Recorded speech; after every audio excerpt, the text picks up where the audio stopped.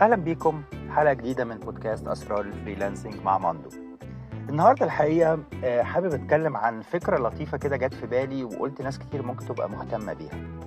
يا ترى إيه الفرق إنك تبقى فريلانسر في مجال معين وإنت شغال من جوه مصر، أو إنك تبقى فريلانسر في نفس المجال وإنت نفس الشخص لكن شغال من مكان تاني زي أمريكا أو كندا؟ عايز احكي لكم الفرق بين الاتنين من خلال تجربتي، ان انا جربت اشتغل فريلانسر من المكانين، وهناقش معاكم ايه الفروقات وازاي تستفيد بكل واحدة فيهم لمصلحتك. اتمنى الحلقة تعجبكم.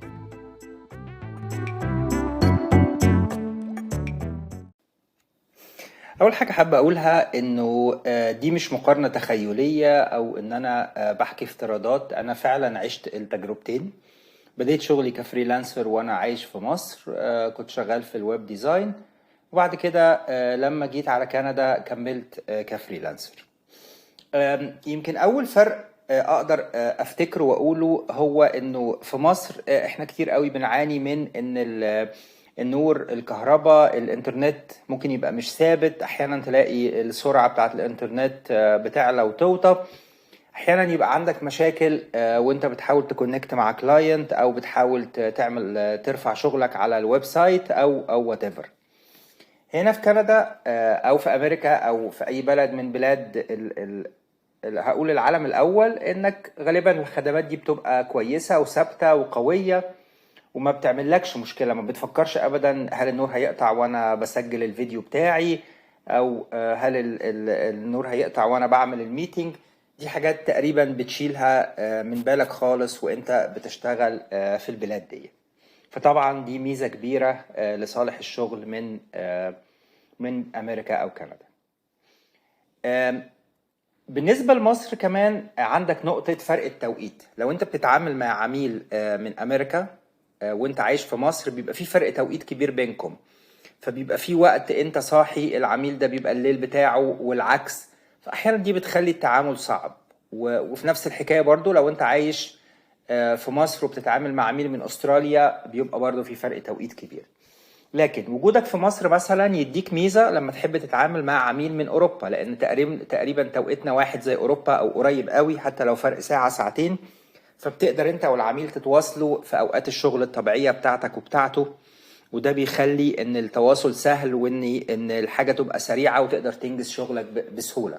طبعا لو انت عايش في امريكا والعميل بتاعك في اوروبا بتلاقي نفس المشكلة، لان فرق التوقيت كبير وبالتالي بيبقى فيه صعوبة للتعامل. فبالتالي سهل ان العميل الاوروبي يفضل فريلانسر من مصر عن فريلانسر من امريكا مثلا. في نقطة يمكن دي أنا ما كنتش مدرك ليها، ويمكن لقيتها بتحصل معايا بشكل تلقائي لما حولت مجرد البروفايل بتاعي، بدل ما أحط إن أنا عايش في مصر عملته إن أنا عايش في كندا. هي إن في صورة ذهنية بتبقى عند العملاء، إن أنت لو عايش في بلد من امريكا او كندا او حتى اوروبا، بيفترضوا على طول ان انت بتقدم كواليتي عالية، او ان انت من البلد اللي هتديهم مستوى احسن من الشغل. للاسف ان مصر وبلاد تانية كتير من المنطقة بتاعتنا في صورة ذهنية بتاخدها ان احنا ممكن يبقى شغلنا فهلاوي شوية، او ان انا لو اتعاملت مع فريلانسر من مصر ممكن ما يدينيش الكواليتي المطلوبة. طبعا ما هياش قاعدة، في ناس بتعمل احسن شغل وهي في مصر او في البلاد التانية، لكن بشكل عام بتلاقي دي حاجة موجودة. وانا لاحظت يعني بمجرد تغيير بس ان البلد بتاعت البروفايل، ان لقيت ان انا بتجيلي كونتاكتس اكتر، او في ناس اكتر بتتواصل معايا او بتبدي اهتمامها للاوفر اللي انا عامله على الويب سايت. والحقيقه دي يعني انا كنت مستغربها في الاول، بس قادر ان انا اقول ايه، يعني قادر افهم الفكره جايه منين. طبعا دي حاجه مش في ايدك، مش مالكش دخل كبير فيها او مش تقدر تغيرها، لكن يعني حاجه من الحاجات اللي تبقى في بالك. ولو دخلت على مواقع الفريلانسنج هتلاقي ان بعض العملاء بيشترط في الموقع في البروجكت بتاعه ان الفريلانسر يكون من بلاد معينه، سواء دي ليها علاقة بنقطة الكواليتي أو ليها علاقة بنقطة فرق التوقيت، أو حتى كمان ممكن يبقى عليها علاقة باللغة.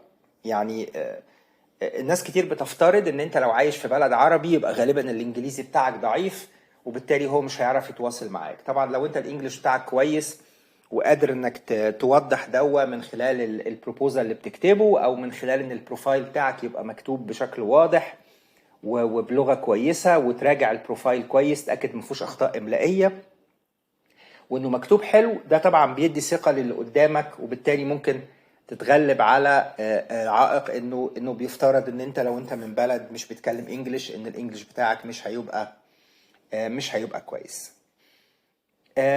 في نقطة تانية كمان، انه في بعض الويب سايتس واشهر حاجة ليها اللي بدأ الفكرة دي هو freelancer.com، عاملين خدمة او عاملين سيرفيس اسمها لوكال فريلانسر. بيقول لك انت دلوقتي عندك ولنفترض مثلا عندك افتتاح للشركة بتاعتك، او عندك فرح، او عندك عيد ميلاد، وعايز مثلا حد يصور لك البتاع ده، عايز فوتوغرافر، عايز فيديوغرافر، فتقدر تحط البروجكت بتاعك وتقول عليه انا عايز لوكال فريلانسر.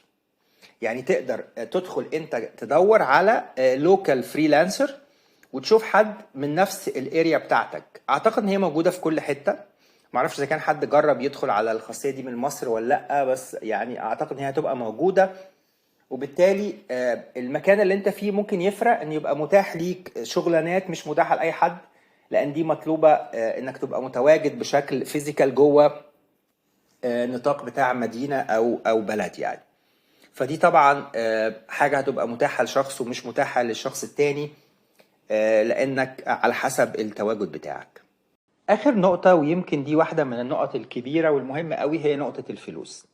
طبعا اي حد فينا اشتغل فريلانسنج في مصر يعرف قد ايه المعاناة اللي احنا كنا بنشوفها ولا زالت ناس كتير قوي بتقابلها مع ان انت تقدر تسحب الفلوس اللي انت كسبتها على مواقع الفريلانسنج. من اول صعوبة التعامل بالدولار، لازاي تسحب الدولار، لصعوبة البنوك والاشتراطات اللي بتحطها، واحيانا بيمنعوا تحويلات، واحيانا بيعملوا مشاكل. اي حد اشتغل فريلانسنج في مصر عارف قد ايه الخطوة دي صعبة جدا، وناس كتير قوي يمكن بتسيب الفريلانسنج بشكل عام بسبب صعوبة ان هي تاخد فلوسها بالدولار. طبعا في حلول، ويمكن هيبقى في مثلا حلقة مرة او اكتر نتكلم فيها عن ايه الحلول، ازاي اقدر اسحب فلوسي في مصر اللي انا باخدها موقع الفريلانسنج. لكن بشكل عام دي واحدة من المصادر الدوشة والقلق للفريلانسرز اللي بيشتغلوا في مصر بشكل عام. طبعا لو انت شغال في كندا او امريكا، ما اسهل ان انت تسحب فلوسك من مواقع الفريلانسنج، كل الطرق متاحة، بتقدر تربط البنك بتاعك بسهولة جدا بالموقع، التحويل سريع ما بياخدش وقت. الحقيقة النقطة دي كانت من اكبر واهم المميزات لو انت بتشتغل من مكان بره مصر. بس في نقطة بقى مهمة جدا في النقطة دي، ويمكن على عكس ما الكل يتخيل. طب احنا كده شايفين المقارنة، المميزات كلها لصالح اللي بيشتغل من بره مصر، ويا حرام اللي شغال من مصر ده مش واخد غير العيوب. الحقيقة لا، لان في نقطة تانية كبيرة قوي، وهي قيمة الفلوس اللي انت بتاخدها. لو انا شغال من مصر وكسبت $1000 في الشهر، مع فرق العملة دول بيمثلوا ليا 50,000 جنيه جوه مصر. وطبعا لو انت بتعمل دخل 50,000 جنيه، سواء هو ده كل دخلك او حتى لو جنب شغلك، ده رقم كويس قوي، وتقدر ان انت تعيش بيهم عيشة كويسة قوي في معظم الاماكن هقدر اقول. لكن لو انت بتعمل $1000 جوه كندا او جوه امريكا، الرقم ده رقم صغير قوي، ممكن يكون ما يكفيش حاجة من مصاريفك العادية، او حتى مش هقول حتى انك تعيش منهم، لكن مجرد حتى انك تصرف بيهم على تدفع فواتيرك، تدفع فيهم بيهم الانترنت، اشتراك مش عارف ايه، حاجات زي كده. فبالتالي اول ما تيجي تشتغل من مكان زي امريكا او كندا، محتاج ان انت تعمل اضعاف الرقم اللي كنت بتعمله في مصر، علشان تقدر ان انت الفلوس دي تكفيك وتعيش مرتاح.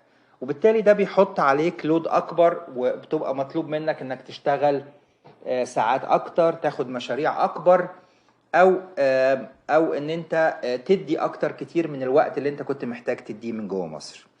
زي ما شايفين الصورة، رغم ان هي تبان ان اغلبها لصالح اللي بيشتغل بره مصر، لكن سواء هنا او هنا كل واحد ليه عيوب وليه مميزات، والشاطر هو يعرف يستفيد من المميزات اللي عنده ويحاول يتعامل مع العيوب اللي بيواجهها ويقلل تأثيرها عليه بحيث ان هو يقدر يشتغل وينجح. اتمنى الافكار دي تكون مفيدة بالنسبة لكم ونقدر من خلالها نشوف الفرق. ولو حد عنده رأي تاني او لو حد مختلف معايا في حاجة من النقط اللي انا قلتها، احب اعرف رأيه في الكومنتات. واشوفكم مع حلقة جديدة من ابيسود اسرار الفريلانسنج مع ماندو. شكرا لكم.